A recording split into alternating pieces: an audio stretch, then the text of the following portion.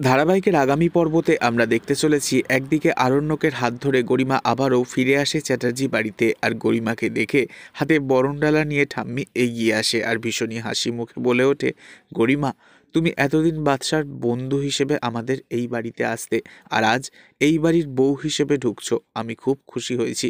এই কথা শুনে গরিমা প্রশ্ন করে, রোশনাই কোথায়? অন্যদিকে দেখা যায় ডান্স ক্লাস চলাকালীন সকল স্টুডেন্টদের সামনেই গুরুজি রোশনাইকে বলে, তোমাকে কিন্তু আমার সাথে যেতে হবে রোশনাই। তখন রোশনাই চমকে ওঠে আর বলে, আমাকে?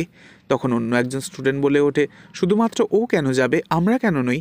গুরুজি বলে ওঠে, কারণ ও ভালো চা বানায়। আর রোশনাই, তুমি তোমার ইলেকট্রিক কেটেলটা কিন্তু সাথে করে নিয়ে যাবে, আর তুমি আমার সাথেই যাবে, আর ওখানে গিয়ে আমাকে চা বানিয়ে খাওয়াবে। তখন রোশনাই বলে ওঠে, আমি মানে কি বলছেন? তখন গুরুজি বলে, হ্যাঁ, তুমি আমার সাথে যাবে, আমি ছাড়া তোমায় পথ কে দেখাবে রোশনাই? তো বন্ধুরা, এত কিছুর পরে কি মনে হয় আপনাদের? রোশনাইয়ের নায়ক কি বদলে গেল, নাকি গুরুজির অন্য কোনো মতলব রয়েছে? অবশ্যই কমেন্টে জানাবেন, আর নেক্সট আপডেটের জন্য সাবস্ক্রাইব করে রাখবেন। ধন্যবাদ।